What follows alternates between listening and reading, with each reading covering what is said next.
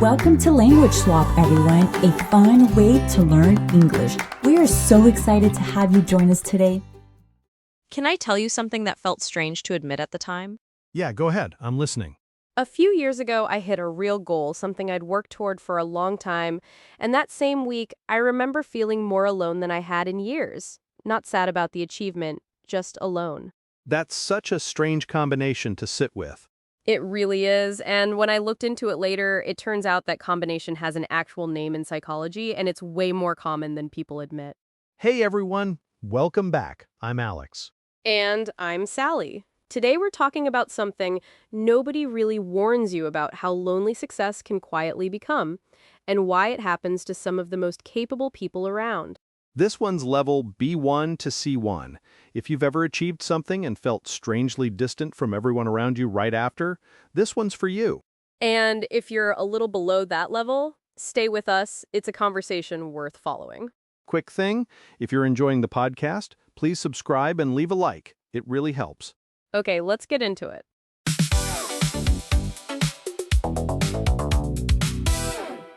So, the week you achieved that goal, what did the loneliness actually feel like?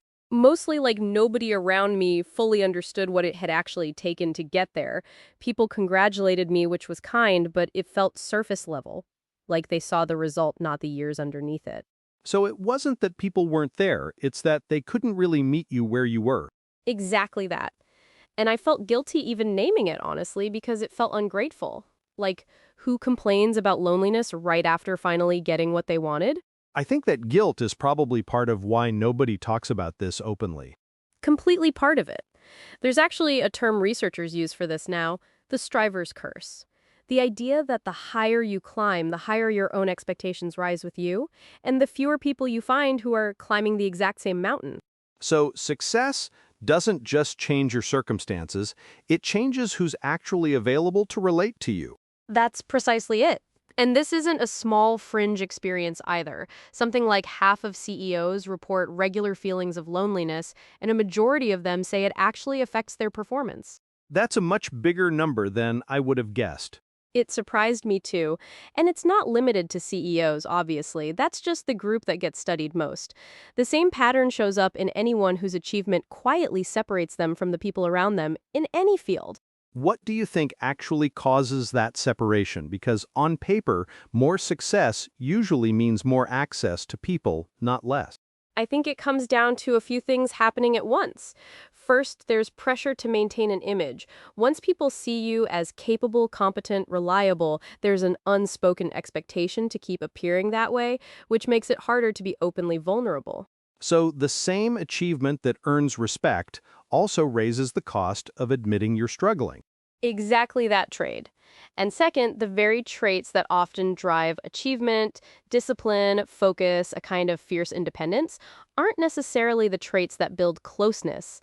Independence gets you to the goal. It doesn't always know how to ask for help once you're there. That's such an important distinction. The skills for climbing and the skills for connecting aren't automatically the same skills. Not remotely the same, and I think that's the part that catches people off guard.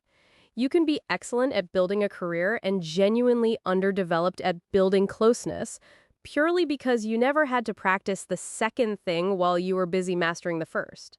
I want to bring up something that I think connects directly to this. Actually, the comment people get from others once they've achieved something. Oh, this is such a real pattern. Things like "must be nice" or "you don't know how easy you have it now." Comments meant casually, sometimes even as a joke, that actually widen the gap instead of closing it.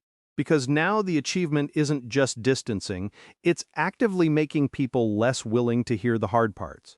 Exactly. If you try to be honest about the difficulty underneath the success, and the response is dismissive, you learn pretty quickly to stop bringing it up. And every time you stop bringing it up, the distance grows a little more. I want to ask about family here, too, because I think people assume family is immune to this, and I don't think that's actually true. It's really not immune. No. Sometimes family struggles the most to relate, actually, because the relationship formed before the achievement, and neither side quite knows how to update it. There can be pride and distance at the same time, which is a strange, uncomfortable combination. pride and distance existing together. It's more common than people expect. Honestly, someone can be genuinely proud of you and also feel like they don't fully recognize who you've become, both at once. I want to bring this back to something practical now, though, because I don't want this to just sound like an inevitable cost of doing well. It's not inevitable, and that's such an important point to make. Clearly, there are real things that help. The first one is honestly just naming it out loud. To at least one person, even just saying, "This has been a lot lonelier than I expected," to someone you trust, starts to close the gap the silence was creating. Because the silence itself is part of what isolates you. A huge part. Most people assume successful people are fine precisely because successful people rarely say otherwise. So the first real move is just breaking that specific silence with someone safe. What else actually helps with this? Then, Seeking out peers deliberately who are climbing something similar. Not to replace other relationships, but because there's real relief in talking to someone who doesn't need the whole context explained first. They just already get it. a kind of shorthand that only exists with people on a similar path. Exactly that shorthand. And the third thing, honestly, is therapy specifically, because it's one of the few spaces where achievement doesn't have to be managed or performed at all. You can just be a person there, not a resume. I think that's such an important reframe, actually. Therapy as a place where you don't have to keep being the capable one. For a lot of high achievers, that's genuinely rare air. Somewhere they're not expected to have the answer for once. I want to connect this to something relevant for our listeners specifically, actually, because I think there's a learning-related version of this too. Oh, go on. I'm curious about this. As someone gets more fluent in a language, sometimes they lose access to the beginner community that once supported them, the study groups, the shared struggle, but they're also not quite at native-level circles yet either. A kind of in-between loneliness. That's such a specific and real version of the same pattern. Progress moves you out of one group before it's fully moved you into another. And in that gap, it can feel like nobody quite understands where you actually are. Which makes the same advice apply directly. Name it, find peers at a similar stage, and don't assume the discomfort means something's wrong with your progress. It usually just means you're between two rooms for a while. I think that's genuinely the biggest thing I'm taking from today. Loneliness after achievement isn't proof that something's broken. It's actually a pretty predictable, well-documented side effect of climbing at all. And predictable things can be prepared for. That's really the whole point of naming it clearly, instead of letting it stay a quiet, private confusion. I want to ask something a little different now, actually. Is there a physical cost to all of this, or is it purely emotional? There's actually a real physical cost, and it's bigger than people expect. Chronic loneliness has been linked to increased health risks on a scale researchers compare to smoking. Weight smoking? That seems like a huge comparison for something that feels so quiet and internal. I had the same reaction when I first read it. But the research is fairly consistent. Being chronically disconnected from others raises your risk profile in a way that's medically measurable, not just uncomfortable. So this isn't just about feeling a bit sad sometimes. It's something the body actually registers as a real strain. Exactly that, which is part of why naming it early matters so much. It's not just an emotional nicety, it's closer to a genuine health decision. That reframes the whole just push through it instinct a lot of high achievers probably default to. Completely reframes it. Pushing through works for deadlines. It doesn't really work for a slow compounding sense of disconnection, because there's no finish line where the isolation resolves itself. I want to bring up something else too, actually. The idea that this might get worse the more success accumulates, not better. That's such an important pattern to name. Honestly, a lot of people assume if I just achieve a bit more, the isolation will resolve itself maybe once I finally arrive somewhere. But the striver's curse we mentioned earlier suggests the opposite tends to happen. Because your own bar keeps rising along with everything else. Exactly. Each new level tends to narrow the pool of people who fully relate to what you're carrying rather than widening it, which means waiting for enough success to fix the loneliness is usually a losing strategy. So the fix isn't more achievement. It has to be something else entirely.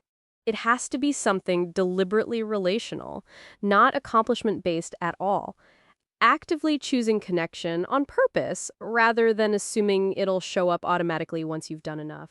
I think that's such a hard shift for a lot of high achievers specifically because achievement is the thing they know how to control. It really is. You can control effort, output, results. You genuinely can't control whether someone shows up for you emotionally the same way. And for people used to controlling outcomes, that lack of control can itself feel uncomfortable, almost like one more reason to just retreat back into work instead. Where achievement feels certain and connection feels risky and uncertain. Exactly that trade-off, playing out quietly, probably more often than most people realize.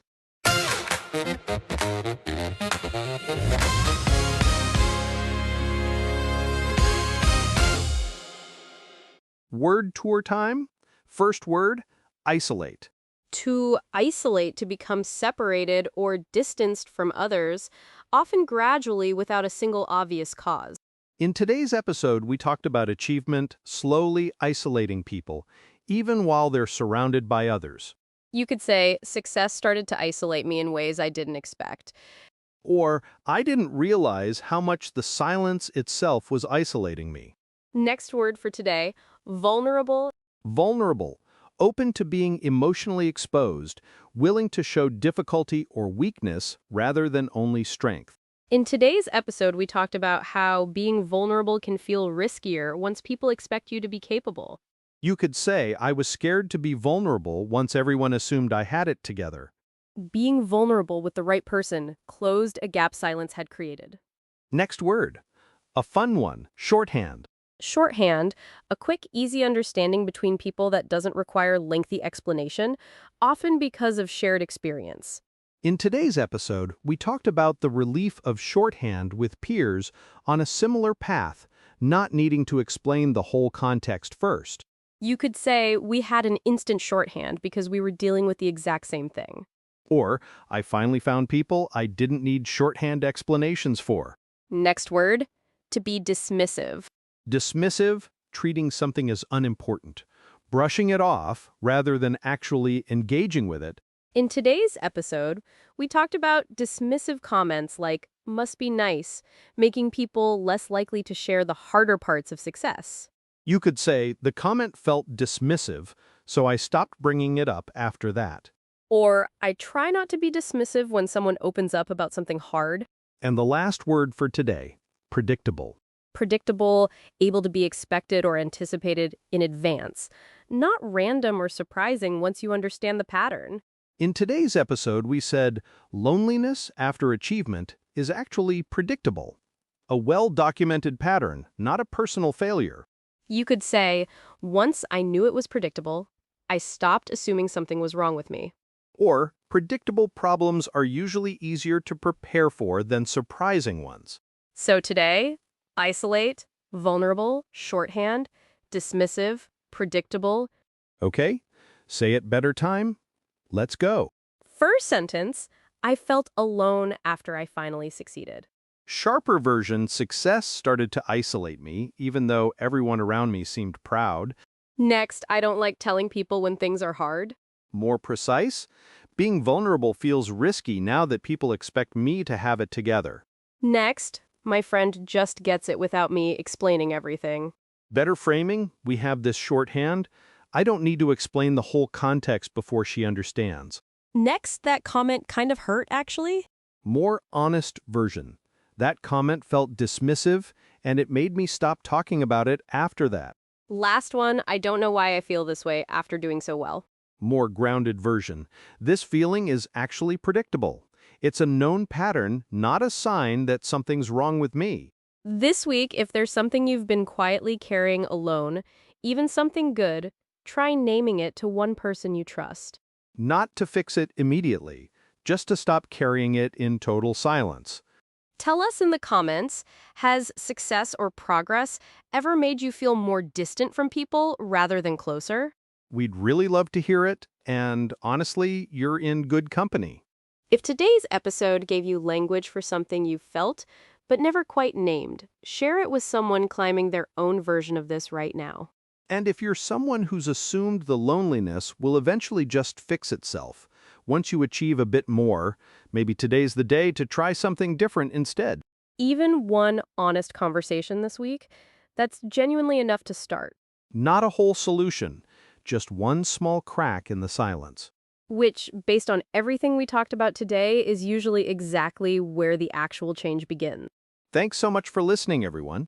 See you in the next one.